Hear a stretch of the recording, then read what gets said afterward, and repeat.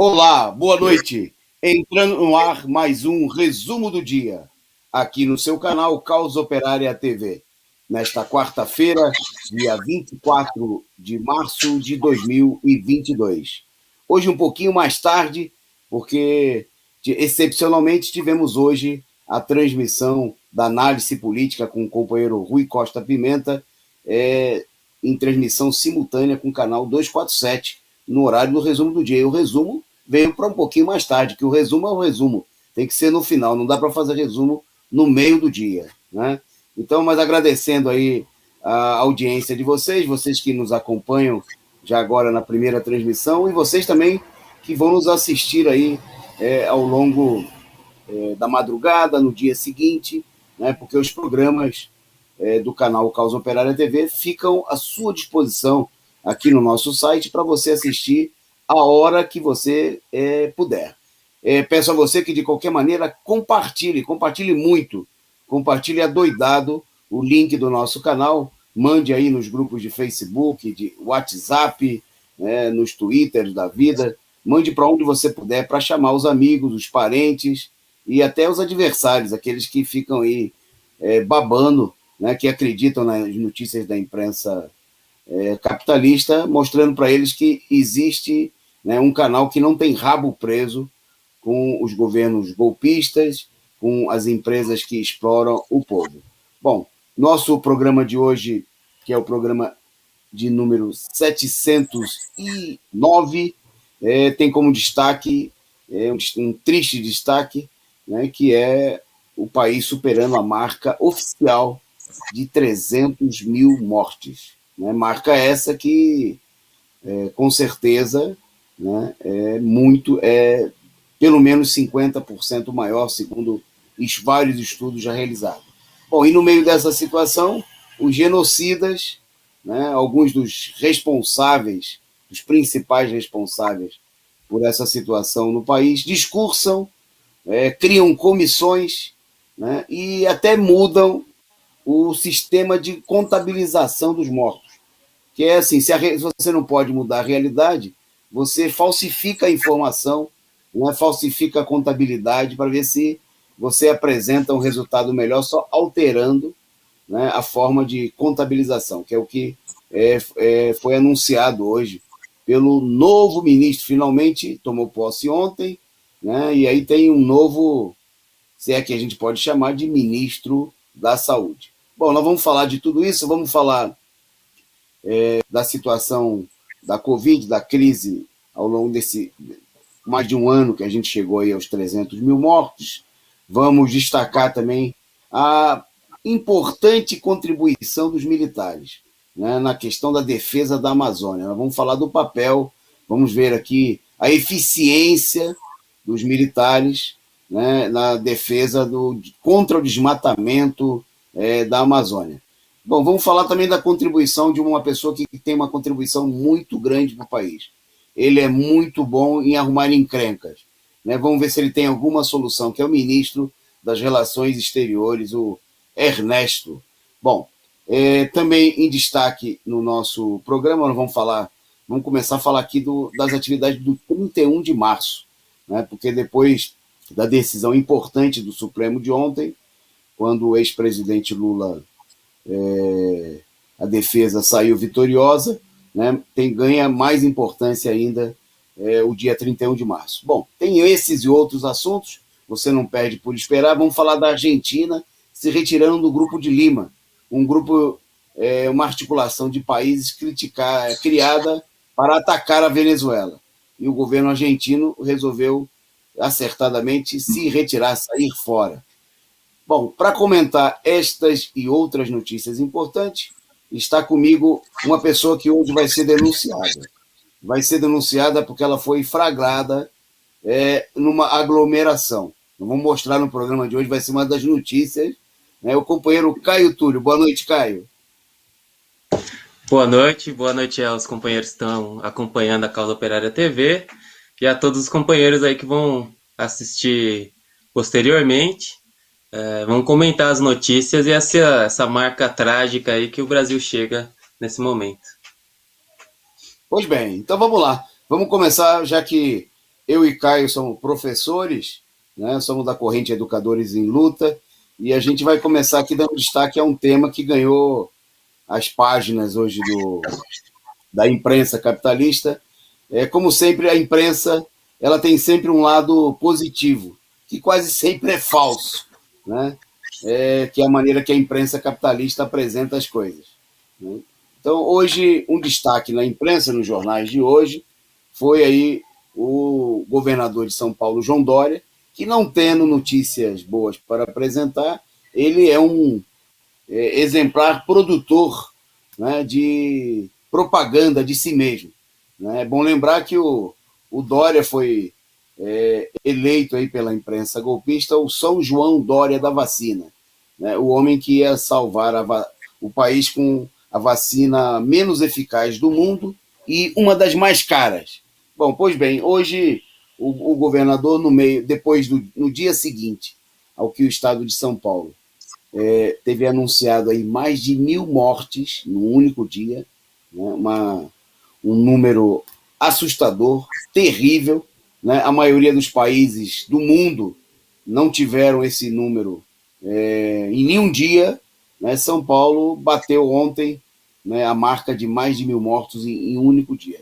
E aí hoje, para procurar aí apresentar uma notícia supostamente favorável, fazer merchandise, né, fazer propaganda, sempre ligado aí, geral, à sua vacina, e até para competir com o Bolsonaro, o outro genocida, o genocida responsável pelas mortes no país afora, por mais de 3.000 mortes no dia de ontem. O Dória anunciou que a vacinação no próximo mês para professores e policiais de São Paulo, né? E para procurar fazer uma média, então o governo anunciou um calendário, um novo calendário. Tem aí a produção eficiente, separou para a gente aí, que vocês estão vendo, tem aí a informação do novo calendário, a antecipação, aí alguns dias da vacinação, que no próximo mês, né, no início a estimativa é que as pessoas de 69 a 71 anos sejam vacinadas, então, agora no final de março, e que no dia 5 de abril, primeiro os policiais, porque vocês sabem, né, o governo é o governo da repressão, precisa manter aí a tropa vacinada para poder cuidar da população, né? Reprimir, garantir a política de repressão do governo que persegue e massacra o povo. Bom, e aí a partir do dia 12 de abril, né, seriam vacinados aí os profissionais da educação, 350 mil trabalhadores, né? Bom, por que a notícia é uma notícia que tem um viés que é apresentado aí como uma grande coisa? E qual é o objetivo? O que está por detrás, né? Porque a gente precisa sempre olhar, quando um governo direitista, reacionário como o Dória, adota uma medida e diz que ela é boa, tome cuidado, né? Tome cuidado, porque alguma coisa tem por detrás. Bom, e no caso aí, a medida é para estabelecer e restabelecer a pressão para a reabertura das escolas, né?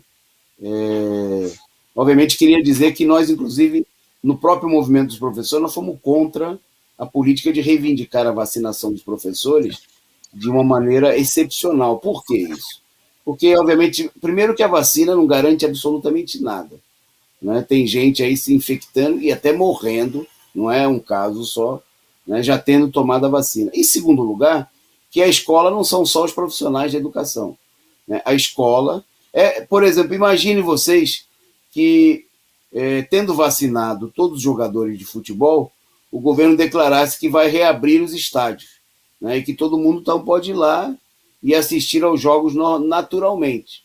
Logicamente que a vacinação dos jogadores, dos atletas, né, profissionais, não garantiriam as condições de saúde da torcida e das pessoas que fossem ao estádio. A mesma coisa acontece com a escola, né? Pior ainda, né? Porque é bom lembrar que os estádios, por exemplo, são locais abertos, né? Em que alguns países aí com um certo ordenamento, caso do Japão, né? As partidas de beisebol, por exemplo, foram reabertas em determinado momento com distanciamento social, né? A redução da presença nos estádios aí em coisa de 20%, 30% da lotação normal. Bom, no Brasil isso aí primeiro que nas escolas são ambientes fechados, sem ventilação, né?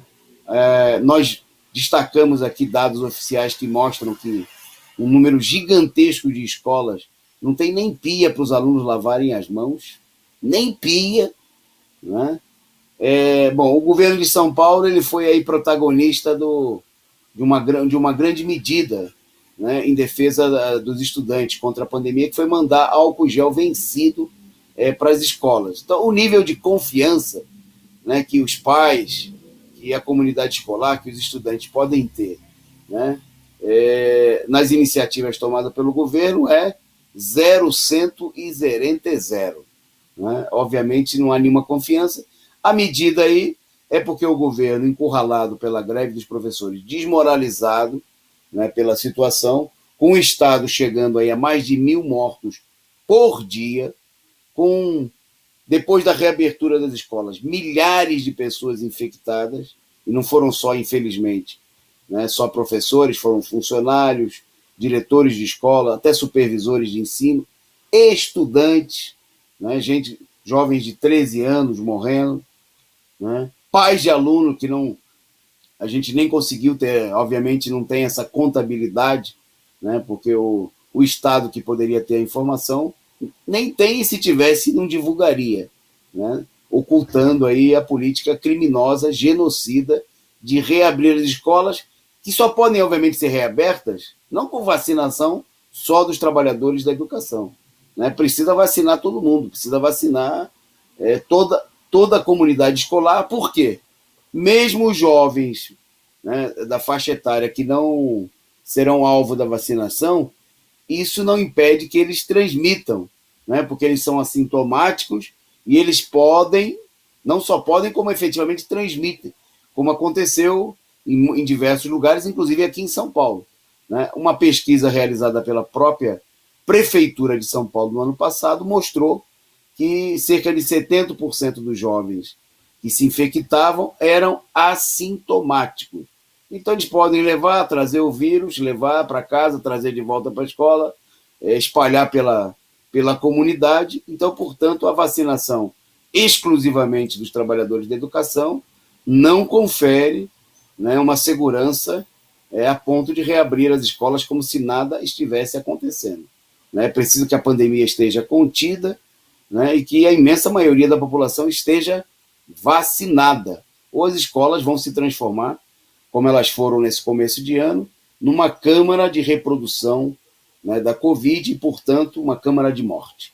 Né? E por isso, né, tem aí a faixa dos companheiros, a imagem com a faixa dos companheiros desta feita lá do Rio de Janeiro, né? Dizendo o seguinte: abaixo o ensino à distância, volta às aulas só com a vacina, né? Faixa dos estudantes aí em frente ao IFIC, se eu não me engano, lá no centro do Rio de Janeiro, né? Ou é na Candelária, acho que é na Candelária.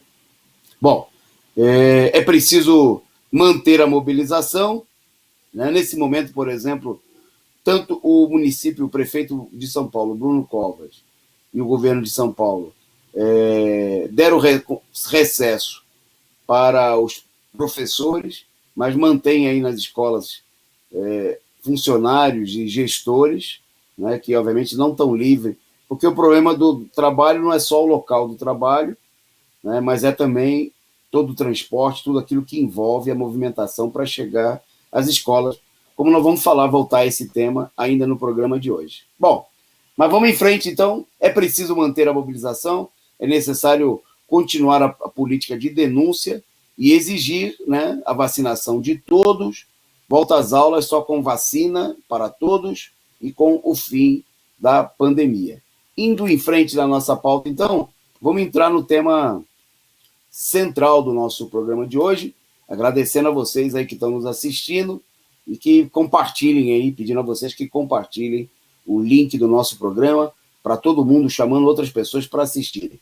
Se ainda não se inscreveu no nosso canal, se inscreve aí, né, logo embaixo no cantinho direito, não precisa pagar nada para isso. O canal já tem mais de 90 mil pessoas inscritas, né? É um dos maiores, está entre os 3 maiores canais da esquerda brasileira, né? Entre os partidos é o partido da esquerda que tem o segundo maior canal com o maior número de inscritos, né, aqui no YouTube, perde apenas para o Partido dos Trabalhadores. E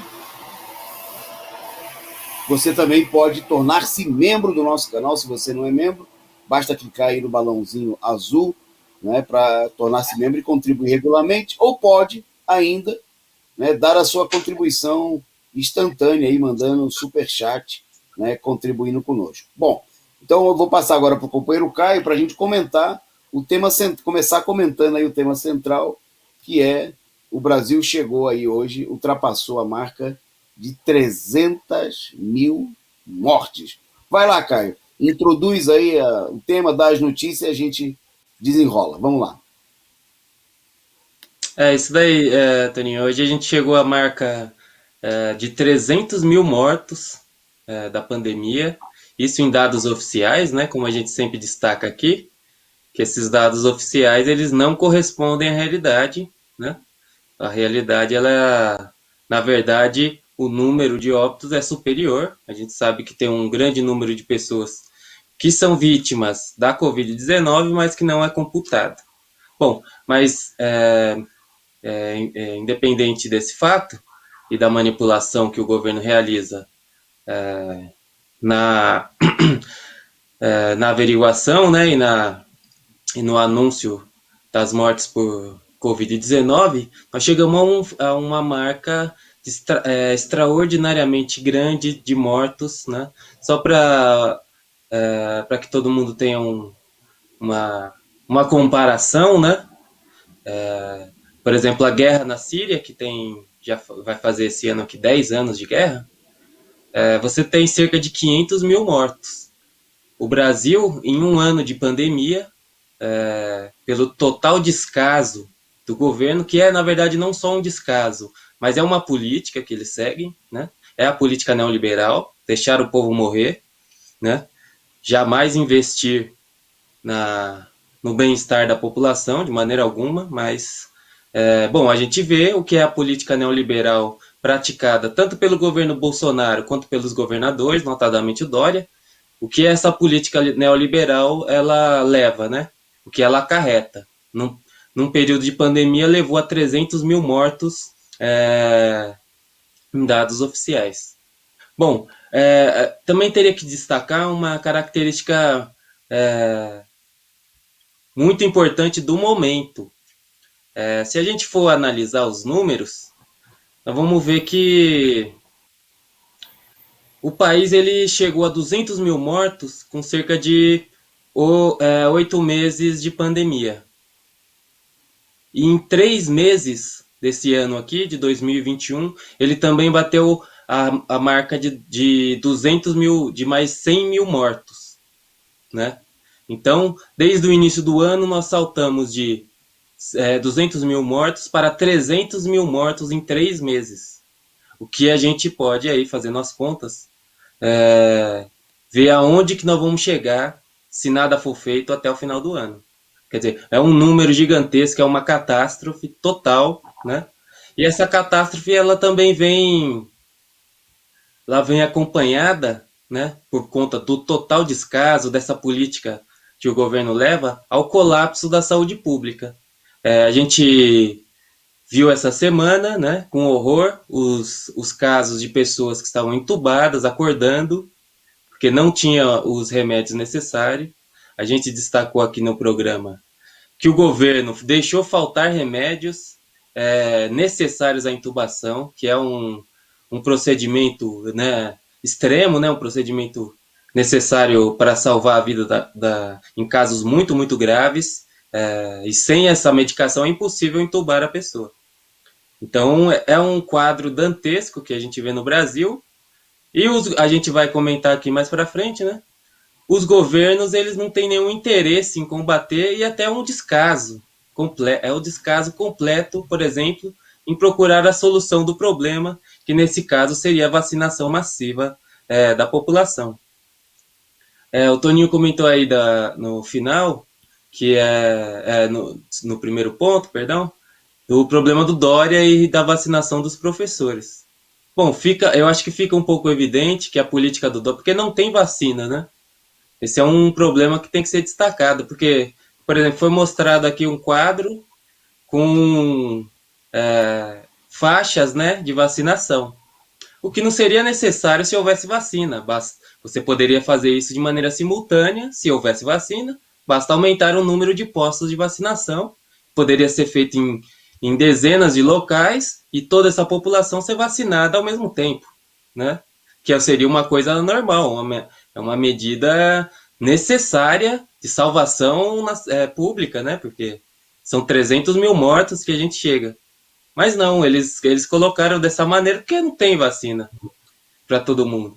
Então, há que se considerar, né, que a política do Dória é o seguinte: vacinar os professores, né, ou pelo menos fingir que vai vacinar os professores em uma parte, porque justamente ele não vai vacinar a população. E com isso ele vai tentar abrir as escolas novamente. Né? Ok, Caio. Se você quiser acrescentar mais uma coisa, já te devolvo. Eu queria só destacar alguns temas, além da desgraça total que você apresentou aí das mortes, né, que estão crescendo numa proporção gigantesca, exponencial, um crescimento exponencial, né? Tem outros dados que compõem aí esse quadro de terror. Né? Primeiro, os índices de ocupação de leitos de UTI no Brasil. Né? À exceção do Amazonas e de Roraima, né?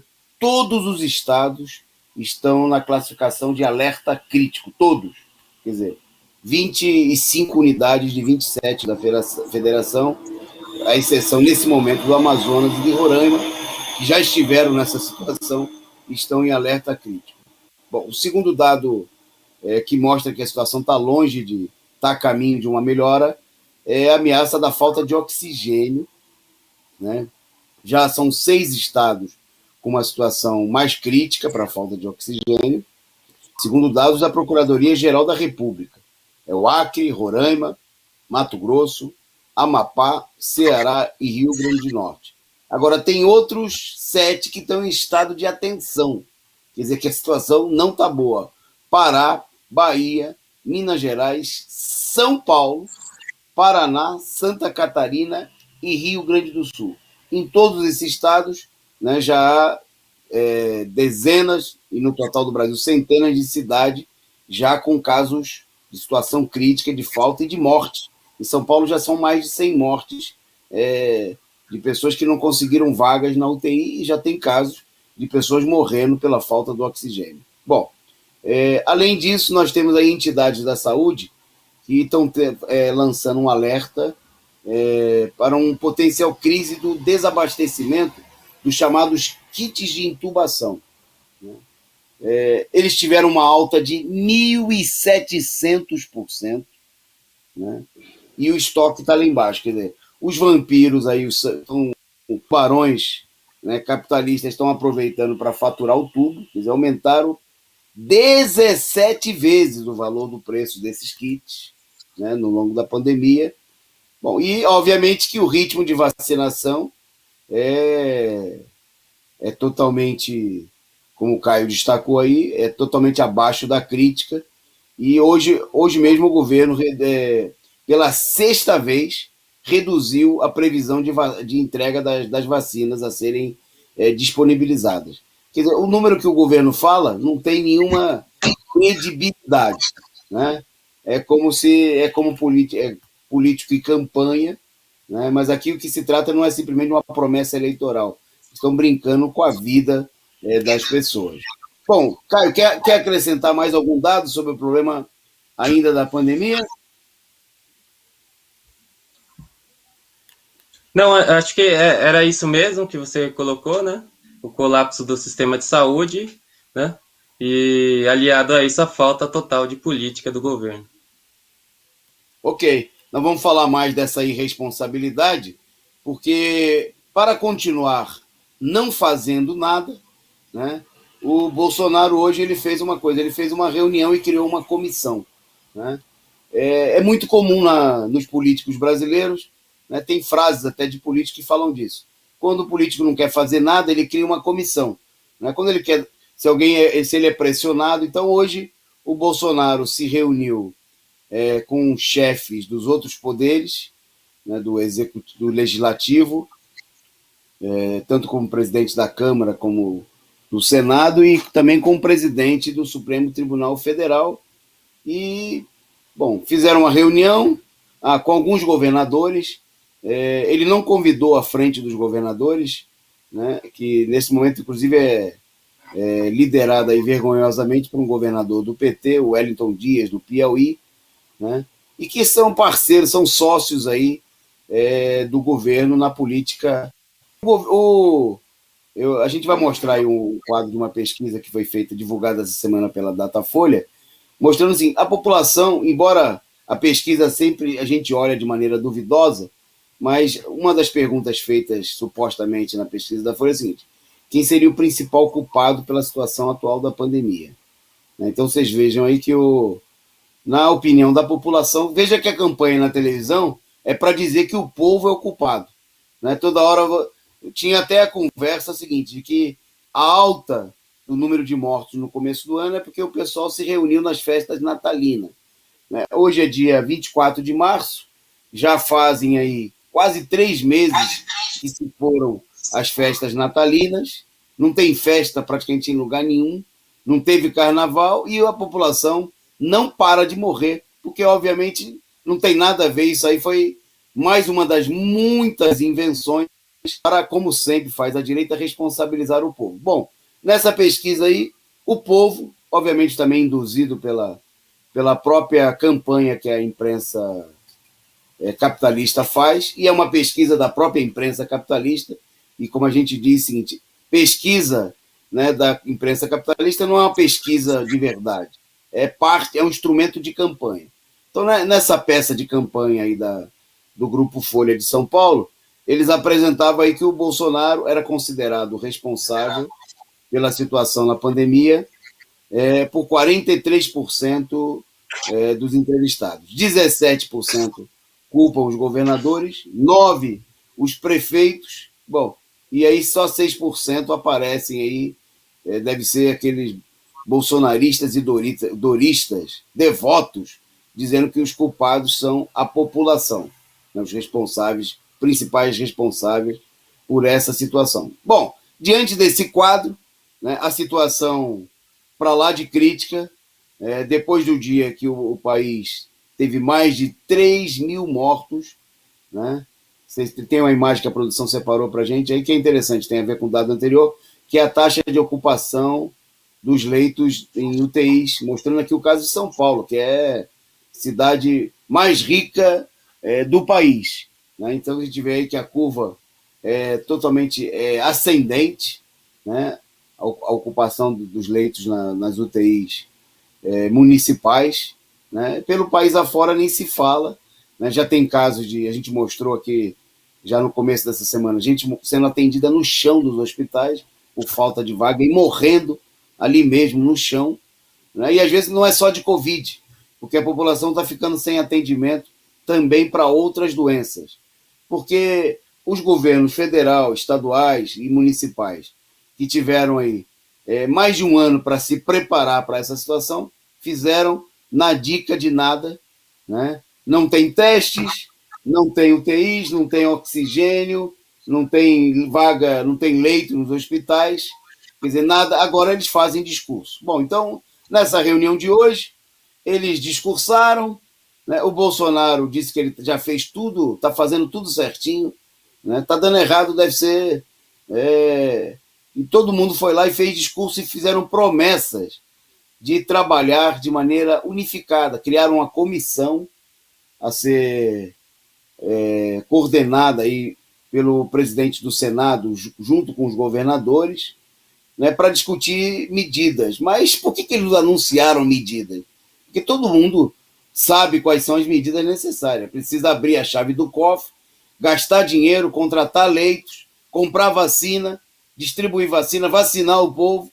Aí, como eles não querem fazer nada disso, né, a política é de economia de gastos, porque gastar com a população, não, precisa socorrer aí os banqueiros, coitados, né, que estão precisando de mais bilhões para saciarem a sua sede. Precisa garantir aí as mamatas, né, toda a política de sustentação dos grandes capitalistas e das máfias políticas que controlam o país a serviço desses capitalistas. Então, eles foram lá, fizeram discursos, né?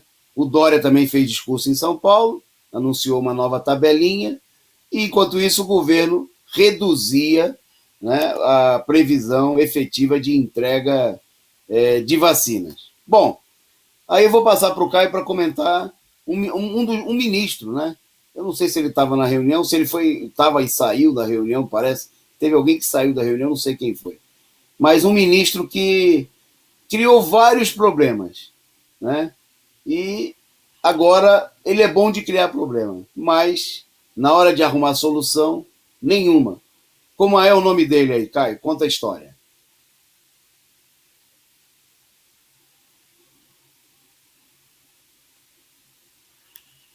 Está desligado o seu microfone.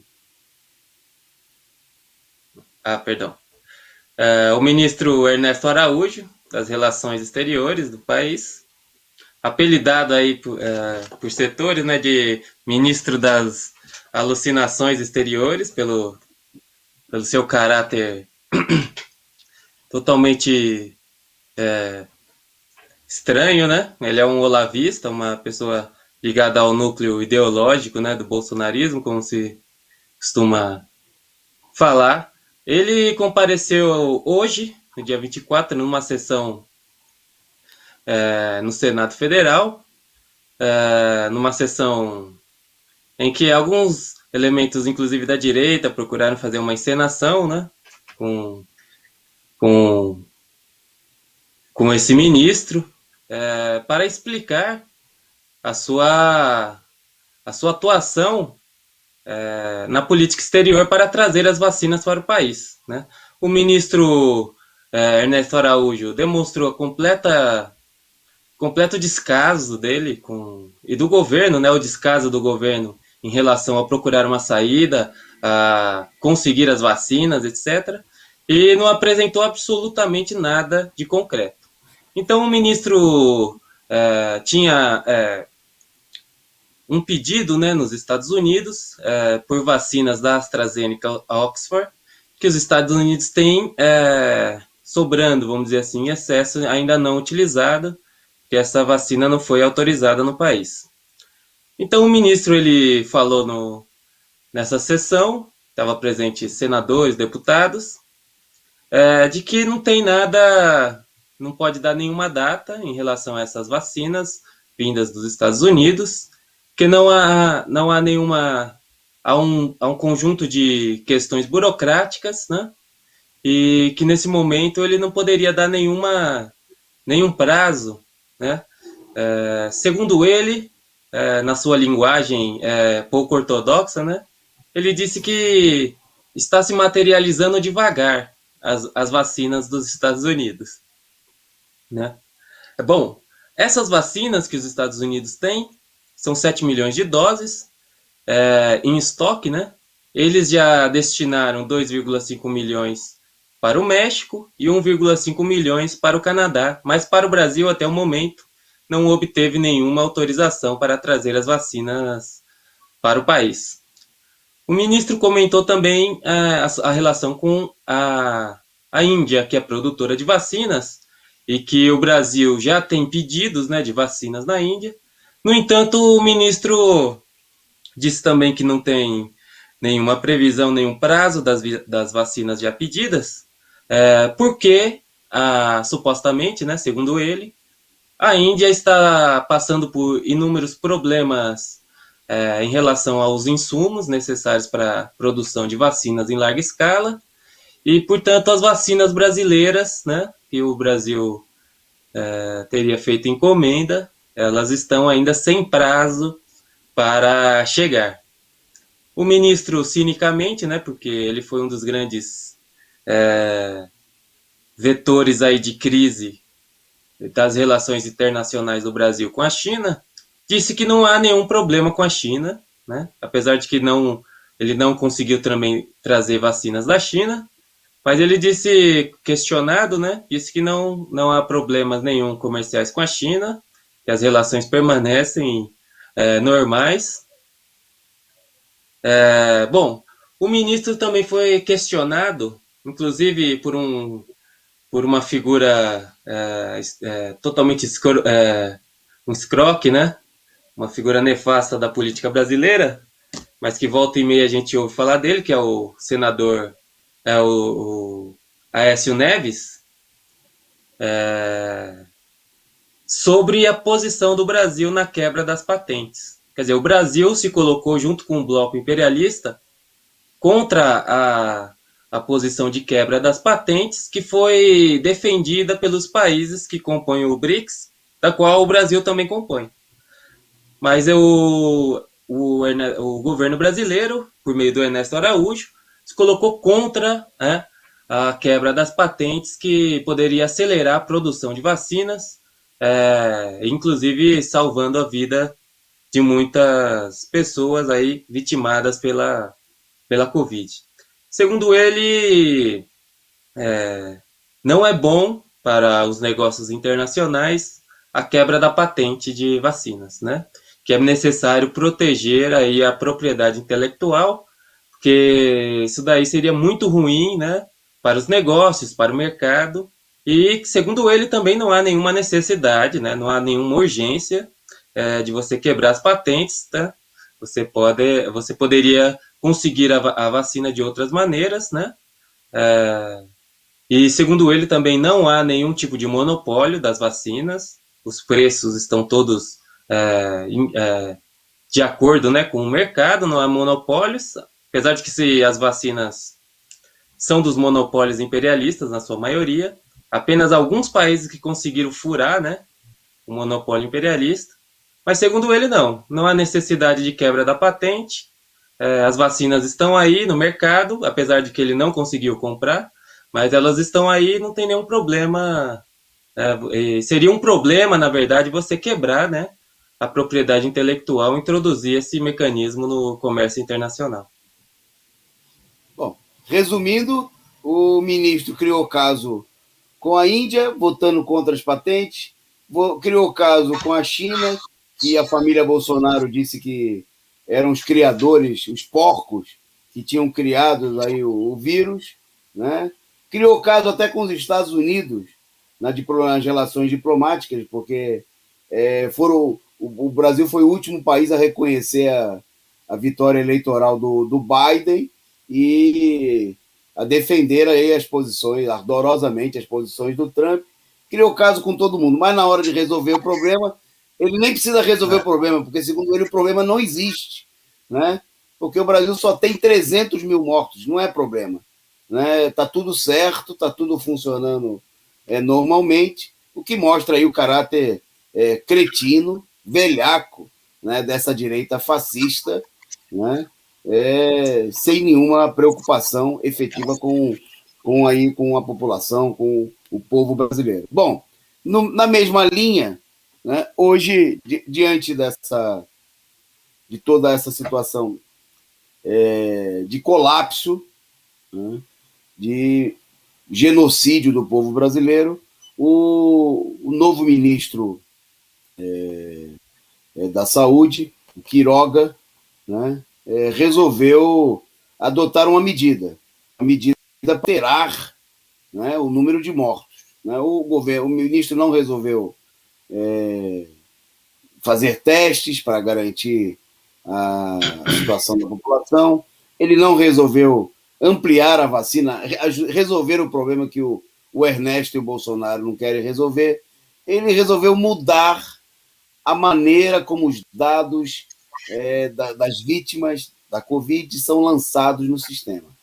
Então, só para ter uma ideia, o Ministério da Saúde, né, aí ficou aquela discussão se foi uma ordem do ministro que estava saindo ou do ministro que estava entrando. Mas o fato é que os dois ministros, que o país ficou aí com 10 dias aí com dois ministros, foi estabelecido pelo Ministério da Saúde de que os municípios precisavam informar também no novo formulário o CPF e o cartão do SUS das pessoas mortas. Se ele foi vacinado, se ele é estrangeiro e, bom, só faltou pedir para o pessoal tirar foto dos avós, né, juntar o exame de sangue de toda a família, para criar obstáculos, introduzindo aí mais obstáculos para dificultar. E sem esses dados, os mortos não seriam lançados, quer dizer, seriam desconsiderados. Né? Quer dizer, o lançamento não se completava no sistema, né? E, obviamente, isso aí produziu uma mágica. Né? Não ressuscitou ninguém, não impediu que houvesse mortes, mas levou uma redução, né, do número de mortos no sistema, no cômputo. Só para a gente ter uma ideia, ontem São Paulo registrou 1.021 mortes. Já hoje, graças a essa nova medida do governo, do ministro, aí a imagem do ministro, né? A produção. Vamos olhar para a carinha dele, porque ele conseguiu um milagre. Ele conseguiu reduzir em praticamente 70% o número de mortos só em São Paulo, fora no país inteiro. Então, São Paulo, de ontem, 1.021 mortes, hoje 281 mortos lançados no sistema, porque as prefeituras, com essas informações todas a serem lançadas a mais, não conseguiam, né, atualizar os dados, não conseguiam efetuar o lançamento. Quer dizer, é uma medida de calhorda, de cretino, né, de gente que não tem nenhuma preocupação, que quer esconder. A gente lembra que no ano passado, uma das medidas do Pazuello ele anunciou que ia deixar de divulgar todos os dias o número de mortos. Né?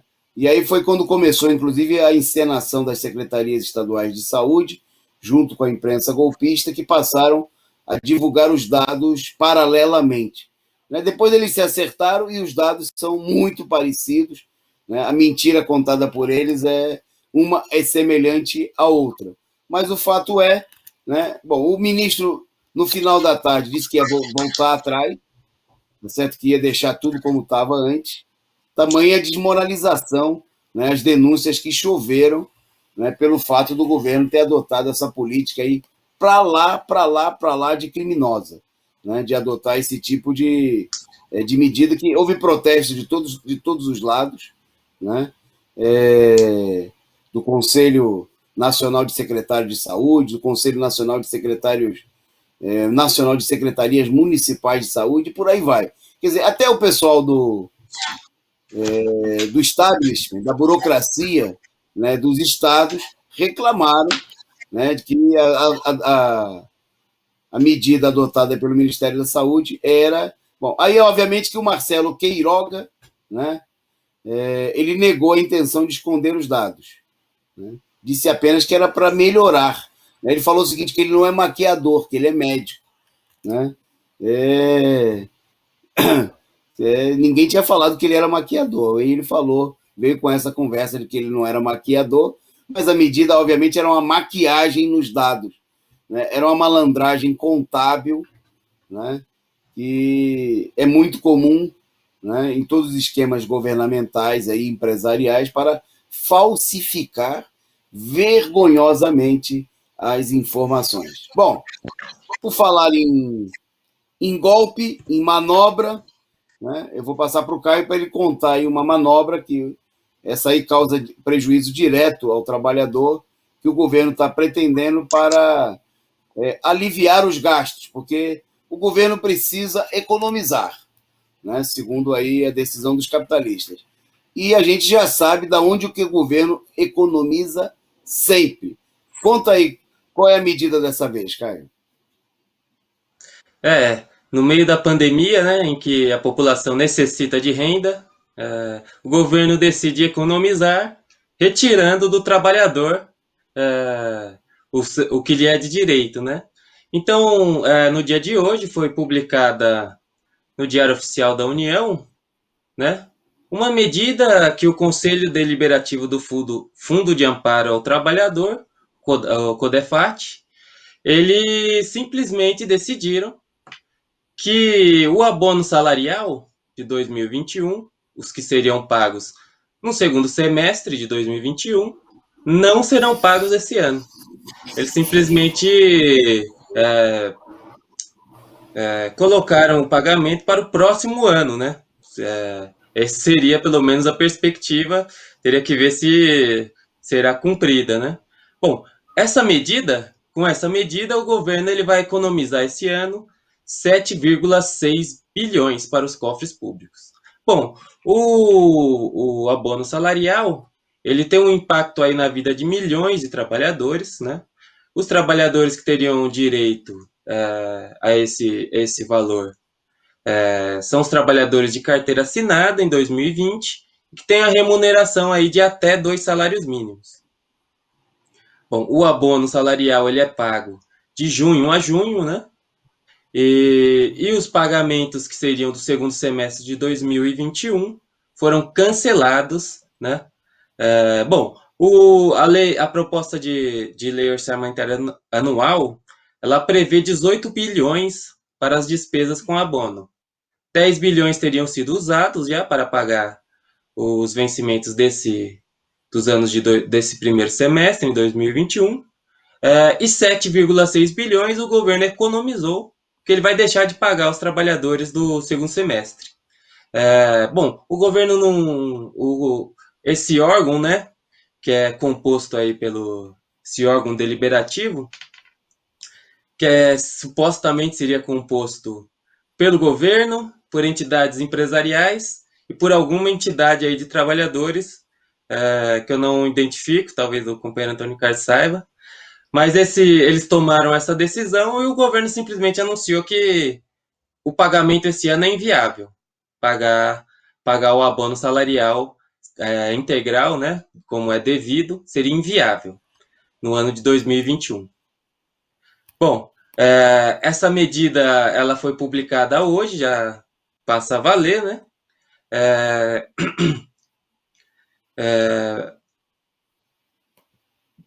Bom, mostra aí o caráter do governo, né? No momento em que mais a população necessita de renda, que é o momento da pandemia, você tem inclusive o lockdown dos governadores, você tem uma política de retirar o dinheiro do trabalhador, que é uma coisa verdadeiramente criminosa, né? Colocando o trabalhador aí numa situação de total fragilidade econômica, justamente nesse momento em que ele necessitava e necessita de uma renda maior diante da crise econômica, da paralisação econômica nacional. Ok, tá aí a cachorrada, é o roubo, né? É o Robin Hood ao contrário, tira de quem não tem para dar para quem tem, né? Porque é o mesmo governo que na semana passada aumentou aí em 37,5% a taxa de juros para favorecer os banqueiros.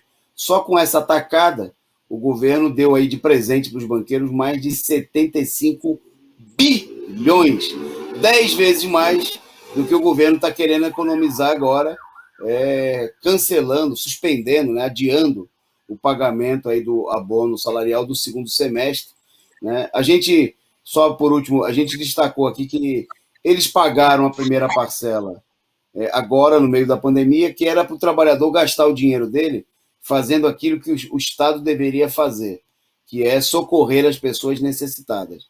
Né? Assim, então ele deu o abono, assim como adiantou o 13º salário dos aposentados, para que os aposentados e os trabalhadores com seu abono sustentassem os familiares que estão desempregados, passando fome, etc. e tal. Porque não teve auxílio emergencial aí nos 3 primeiros meses.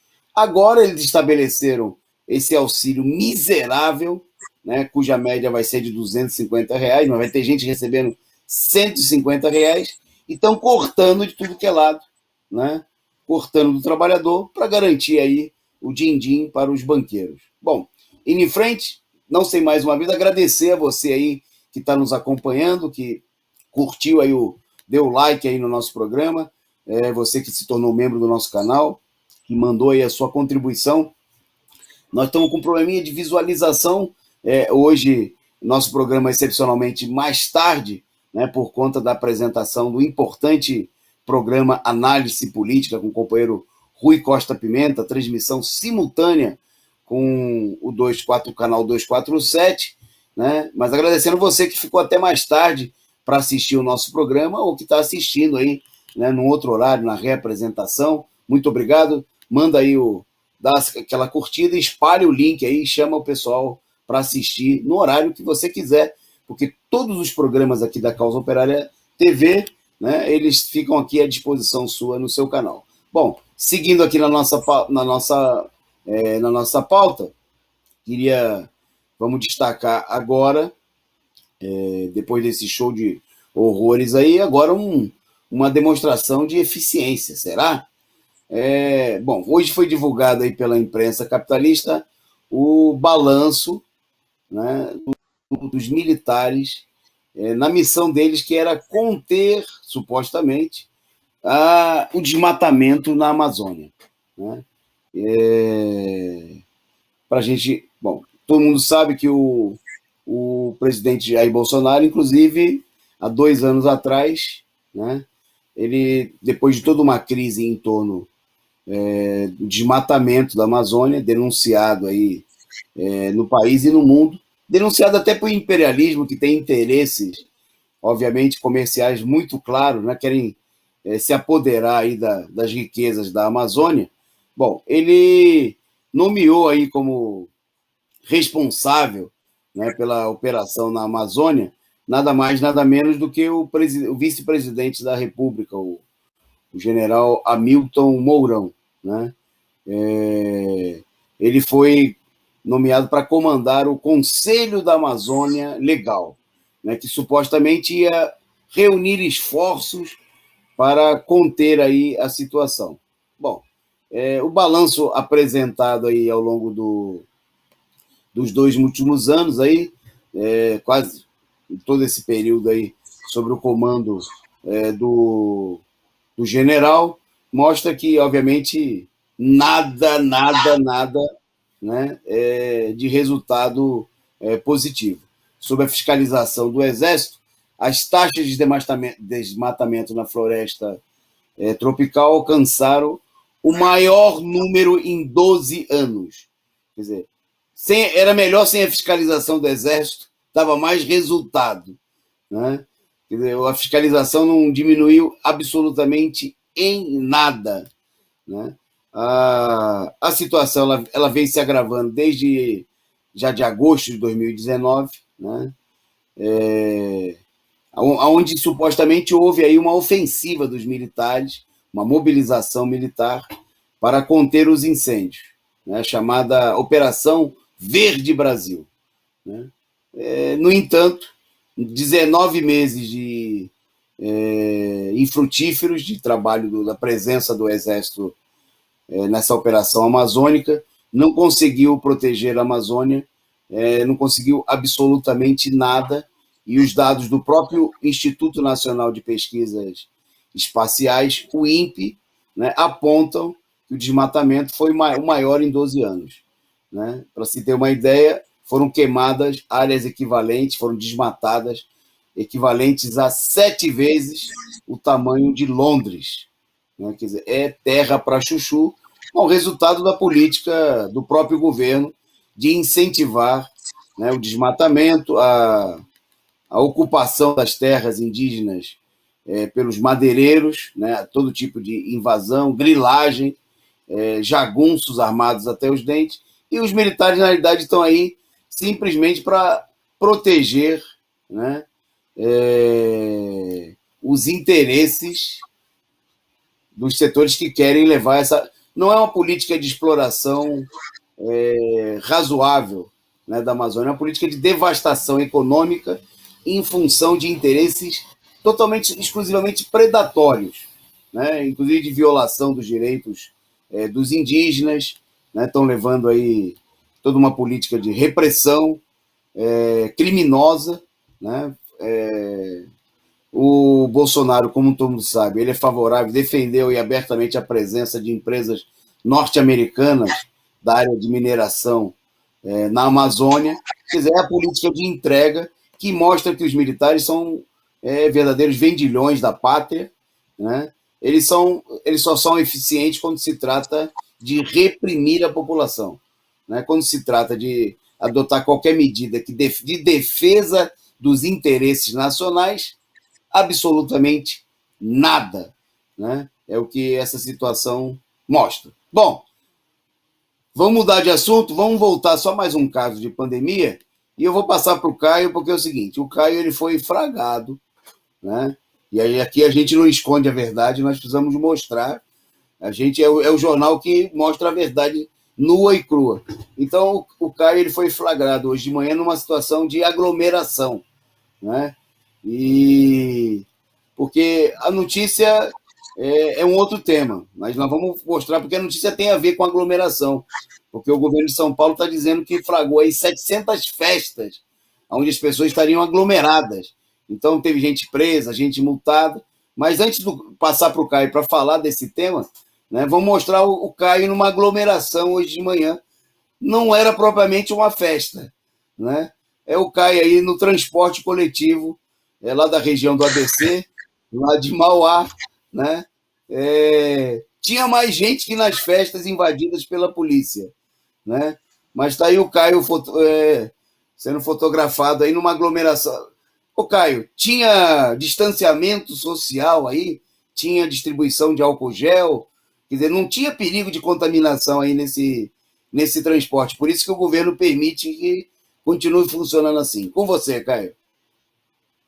Então, curiosamente, para o governo, quando você está dentro dos coletivos, dos ônibus, dos trens, não tem risco de contaminação. Segundo eles, as pessoas podem ficar tranquilas, podem se aglomerar dentro do coletivo à vontade, como a gente está vendo aí. Esse daí foi o ônibus que eu consegui entrar, porque antes dele passaram vários outros que não foi possível nem entrar, né? Tem isso daí. Bom, essa aglomeração o governo não só lhe permite, como ele estimula, né? Mas outras formas que, segundo ele, são aglomerações, ele reprime com toda a força, que é o que nós vamos comentar agora nesse momento. No período aí de um mês, uma força-tarefa que foi, foi formada pelo governo encerraram cerca de 716 festas clandestinas, entre aspas, né? Ou seja, esse grupo de fiscalizadores, eles procuram aí, recebendo inclusive denúncias, festas, aglomerações de pessoas e que eles vão lá para reprimir. Mostra também que o governo, ele com a sua política de lockdown, eles não só não gastam nada, né? Que é a política mais barata de supostamente combater o vírus é o lockdown, porque não custa nada. Para o governo, pelo menos. Custa para o povo, né? Mas para o governo não custa nada. Mas eles, inclusive, acharam um jeito de ganhar uma grana extra, o governo, que é aplicando multas para a população. Então, dessas 716 festas clandestinas encerradas, o governo também aplicou aí 263 multas, né, de pessoas que foram autuados, comerciantes, estabelecimentos, que a vigilância sanitária inspecionou, né? A vigilância sanitária, além das festas, inspecionou mais de 7 mil estabelecimentos comerciais. E eles começaram a multar, já multaram mais de 200, por falta de máscara ou por qualquer irregularidade que eles mesmos determinam, né? O Ô, Procon de Caio, mas São Paulo também. eu vou perguntar para você, só para você completar a sua notícia. Mas e o dono dessa empresa de ônibus aí que transportou você e centenas de pessoas desse jeito? Ele também está sendo multado, não está? Não, ele não está sendo multado, não. Segundo o governo, ele está agindo da maneira correta, com todos os protocolos de segurança, né? Outras pessoas é que não podem.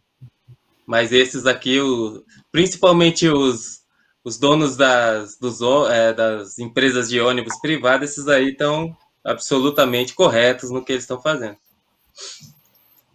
Ok. Só um detalhezinho também, que o Procon de São Paulo, ele também faz parte dessa força-tarefa, e ele também saiu vistoriando estabelecimentos comerciais aí, e multou também 298 estabelecimentos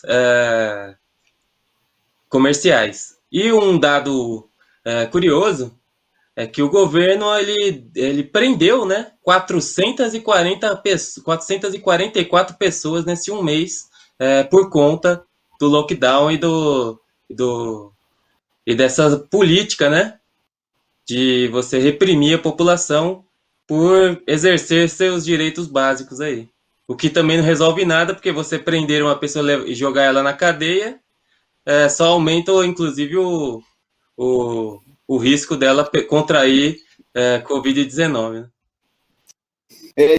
Tira de uma aglomeração e a outra, né? Porque a cadeia também está lotado, né? Então a polícia vai lá, bate nas pessoas, lógico, para o próprio bem das pessoas, porque a polícia está preocupada em defender. Teve vídeos aí mostrando a polícia, inclusive, puxando as pessoas pelo cabelo, pisando no pescoço das pessoas, tudo para defender, cuidar bem das pessoas, para evitar que as pessoas se aglomerem. E depois prende as pessoas, 400 pessoas presas, que foram levadas para a delegacia. Logicamente que as delegacias estão todas elas aí cumprindo os protocolos, distanciamento social, álcool gel, banheiro individualizado, higienizado, para o uso dos presos. Bom, é a política criminosa, só sendo otário, para acreditar que toda essa operação visa algum combate à pandemia. É o combate, pura e simplesmente, à população. Bom, eu vou devolver para você daqui a pouquinho, Caio, para você falar aí do dia 31 de março. Mas só antes, eu queria destacar um dado importante divulgado na imprensa internacional hoje, que diz respeito ao seguinte, que nos Estados Unidos, as famílias 1% mais ricos, naquela parcela assim, abastada da população, eles aumentaram no ano passado, em plena pandemia, o patrimônio em 4 trilhões de dólares. Só para a gente ter, é difícil até ter uma ideia do que é muito dinheiro. Isso aí é mais do que o dobro do PIB, do Produto Interno Bruto Brasileiro. Quer dizer, 4 trilhões de dólares dá alguma coisa equivalente aí a 20 trilhões, né? Quer dizer, é uma fortuna gigantesca. Vamos, em termos de arredondar, né? Se o PIB brasileiro, se no Brasil o PIB fosse aí de 10 trilhões de reais, né? Esses caras aí, eles arrecadaram só esse 1% dos mais ricos nos Estados Unidos, eles amealharam, acrescentaram ao seu patrimônio, né, 2 vezes o que todo o Brasil produz em um ano. Bom, isso aí é 35% da riqueza gerada nos Estados Unidos. Mas, se a notícia já é ruim, tem coisa pior ainda. Esses aí juntaram 35%, quer dizer, um pouco mais de um terço. Tem uma outra parcela que juntou 34%, foram os 9% mais ricos.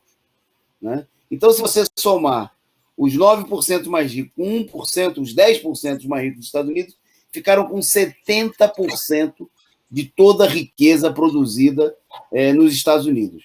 Obviamente, está mostrando aí que os ricos estão nadando em dinheiro, né? É dinheiro que não acaba mais, enquanto, né, a população pobre, né, a metade mais pobre da população, né, só ficou com 4% da riqueza nacional.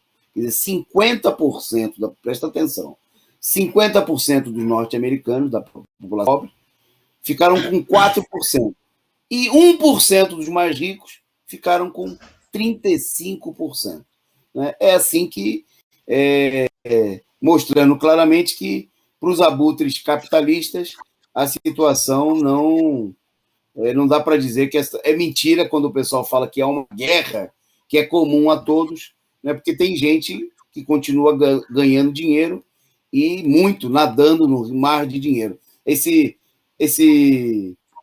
ilustração é interessante porque trata do tema em nível mundial, né? Então, são dados do ano passado que 1% mais rico do mundo, né, dos bilionários aí do planeta, eles acumulam a riqueza equivalente à riqueza de 2 vezes mais do que 6,9 bilhões de pessoas, né? 6,9. O planeta tem alguma coisa perto de 8 bilhões, isso aí equivale a mais ou menos quase 75% da população do planeta tem a mesma riqueza, né, juntando tudo, né, a miséria desses 6,9 bilhões equivale à riqueza de 1%. Né? São os ricos nadando em dinheiro, fazendo festa, né? Uma minoria, como no Brasil, que teve gente que acrescentou e ficou ainda mais bilionário em meio à pandemia. Bom, nós vamos caminhando aqui na reta final do nosso programa.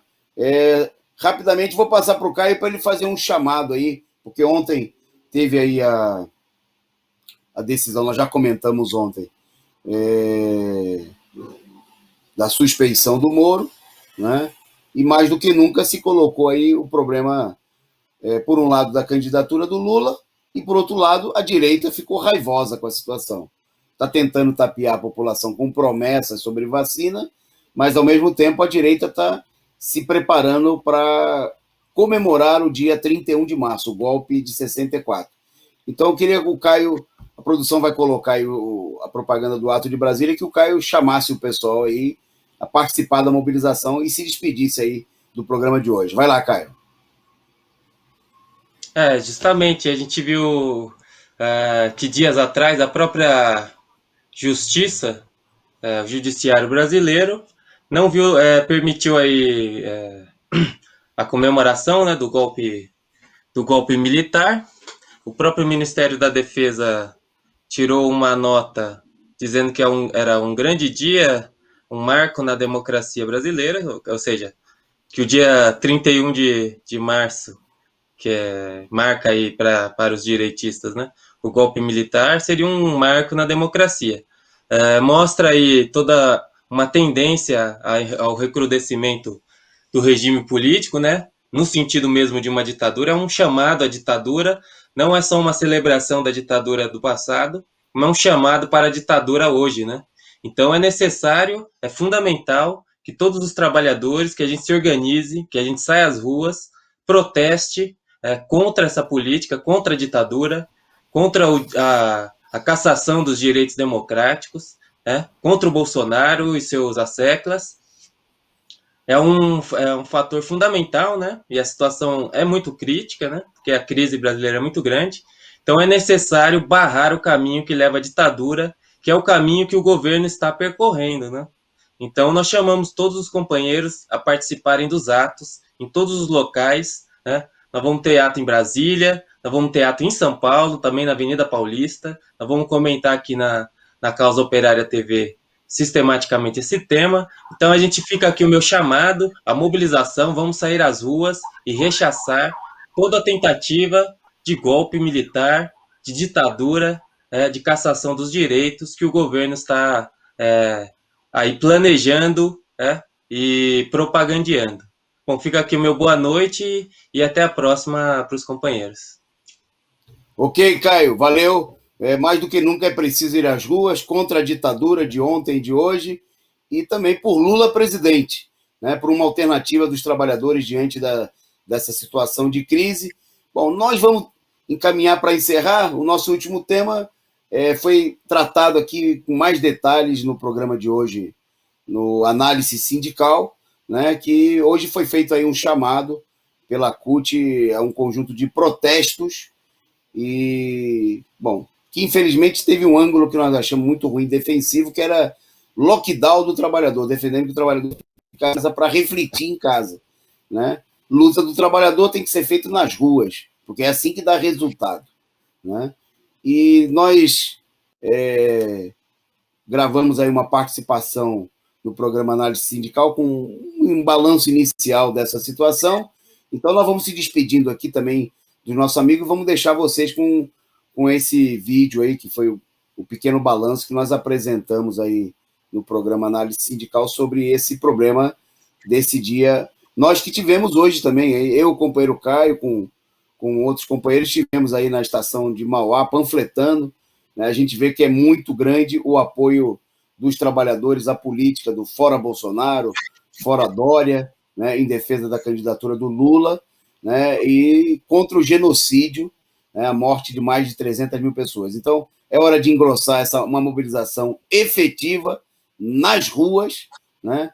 Então, eu me despeço de todos vocês que acompanharam aí o nosso programa, seja ao vivo ou na representação. Muito obrigado aí a todos vocês e fiquem aí com o nosso vídeo. Obrigado também aí à produção, né, a cargo do companheiro Gabriel. Um abraço.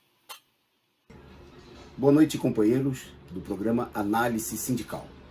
No dia de hoje queremos fazer um primeiro balanço do dia realizado de protestos, convocado hoje pela CUT, Central Única dos Trabalhadores, e por outras organizações que se dizem centrais e que na maioria das vezes são organizações pelegas, algumas delas criadas diretamente pelos patrões, como é o caso da Força Sindical, e que nunca, em momento nenhum, realizaram qualquer tipo efetivo de mobilização real.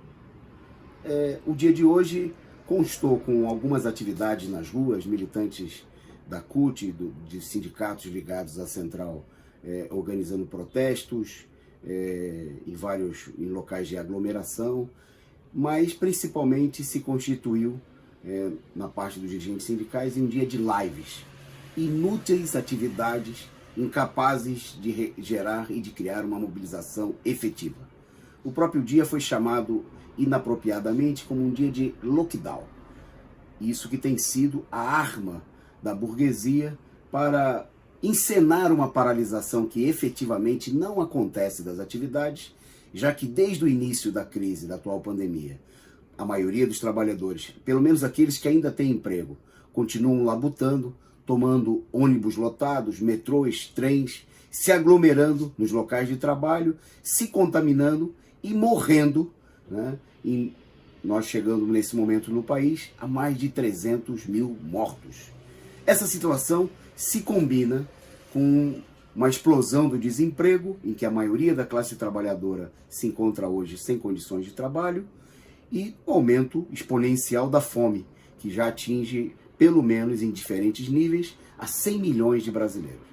Essa situação não vai ser barrada com a política de reflexão, de ficar em casa, como propagandearam hoje muitos sindicalistas.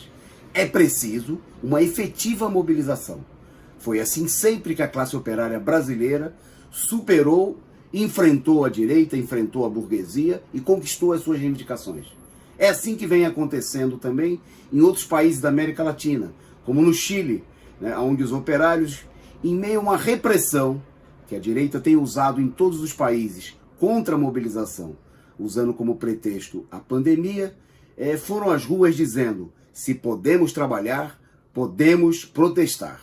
Foi assim recentemente também no Paraguai, onde as manifestações populares se enfrentaram e continuam se enfrentando com o governo, responsável pelas mortes e por uma situação de caos generalizado no país, desemprego e fome.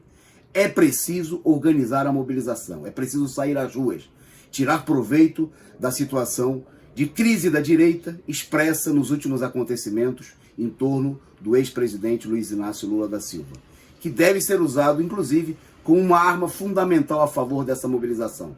A CUT e os sindicatos precisam se pronunciar imediatamente pelo lançamento da candidatura presidencial de Lula, uma arma poderosa para a sua mobilização.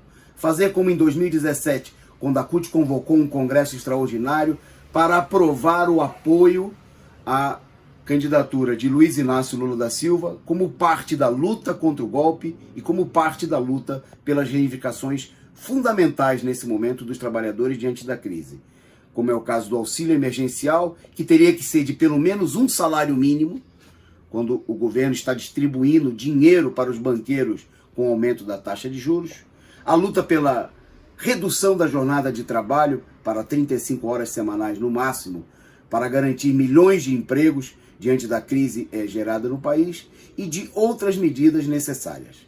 É preciso discutir esse programa e por isso eu quero convidar você a participar da nossa Conferência Sindical Nacional, que nós vamos debater nos próximos programas. Um abraço e até o próximo programa.